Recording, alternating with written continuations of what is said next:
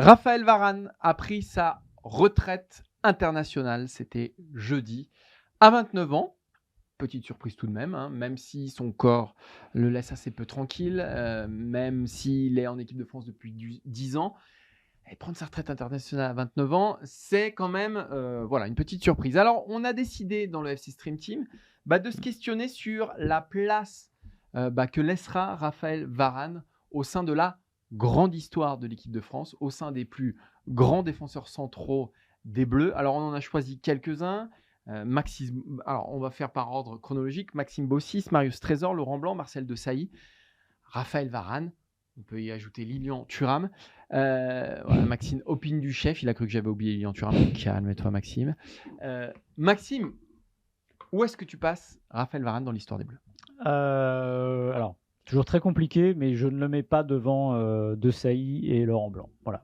Je garde l'avis que j'avais post-2018, post-finale de la Coupe du Monde 2018, post-victoire à Moscou. Je pense que Varane... En fait, il y a plusieurs choses avec Varane. Varane, c'est un talent exceptionnel. C'est 10 ans d'équipe de France quasiment, 93 sélections. Il a tenu la défense sur ses épaules, hormis à l'Euro 2016, mais il était blessé. Et en fait, ce qu'on a vu pendant 10 ans, c'est autour de lui les coéquipiers qui tournaient, de Koscielny, Sakho, Umtiti et compagnie.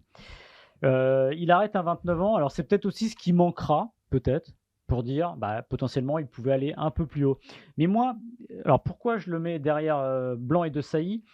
Déjà, c'est marrant, c'est un mix un peu entre les deux. C'est-à-dire, c'est le défenseur moderne qui est capable d'aller au contact, qui ne tacle pas énormément ou à bon escient et qui est censé pouvoir relancer.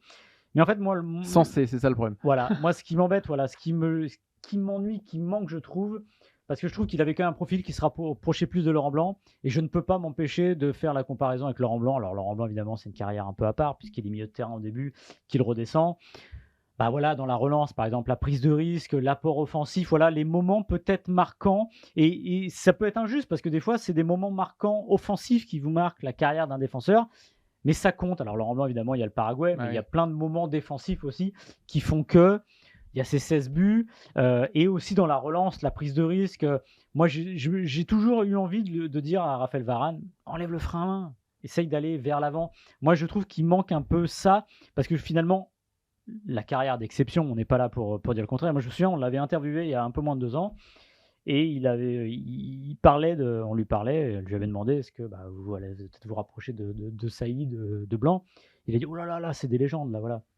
Je pense qu'on en est encore un peu là. Il va rentrer dans la légende de l'équipe de France, évidemment. Il est oui. 2018. Oui. Et moi, je le mets un cran ces deux-là et devant tous les autres, voilà, tout simplement. En fait, c'est un peu comme Hugo Lloris, mais c'est un peu comme cette génération-là où ce sont quand même des super joueurs de tournoi, avant tout. Et Raphaël Varane, je trouve que c'est aussi, comme Lloris, un super exemple. Sa Coupe du Monde 2018 atteint quand même des sommets. Prenez l'enchaînement Uruguay où il marque, et surtout son chef-d'œuvre, la Belgique en demi-finale où il repousse tout. Voilà, moi, c'est ça que j'ai envie de retenir comme image, c'est quand il rentre en feu, Raphaël Varane, il repousse tout. C'est vraiment, c'était démentiel. Moi, je le mettrais peut-être entre Desailly et Laurent Blanc, mais alors, moi, je mets Desailly tout au-dessus, intouchable, parce qu'il dégageait une puissance, parce que voilà, Marcel Desailly, mais je le mettrais derrière aussi quand même, si on tient en compte de la carrière en club et des 4 Ligues des Champions de Raphaël Varane, ça compte un petit peu face au parcours de Laurent Blanc. Alors, vous me parlerez de Manchester et de Barcelone, je vous parlerai de Nîmes, Saint-Etienne et Auxerre. Maxime, je te vois faire ta petite moue. Je te regarde pas, mais je sais que tu fais ta petite moue. Je sais que c'est une autre époque, mais malgré tout, voilà. Et puis pendant 10 ans, il a été le patron absolu derrière, quoi. C'est-à-dire, il s'est déjà imposé comme une évidence. Alors, il y a ce petit duel avec Hummels à la Coupe du Monde 2014. Ouais, mais alors, ouais.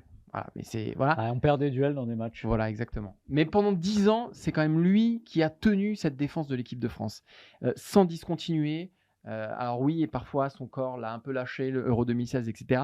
Mais malgré tout, je trouve que cette constance et le fait aussi que à côté de lui, les autres semblaient meilleurs. Ça aussi, ça me semble important. Font que voilà, je le mets un petit peu au-dessus de Laurent Blanc. Parce qu'aussi, il n'avait pas un binôme. Alors, à un moment, on a cru que c'était Sakho, à un moment, on a cru que c'était Koscielny. Voilà, il n'a pas trouvé son binôme. Et je trouve que voilà, pour ça, il a un mérite exceptionnel.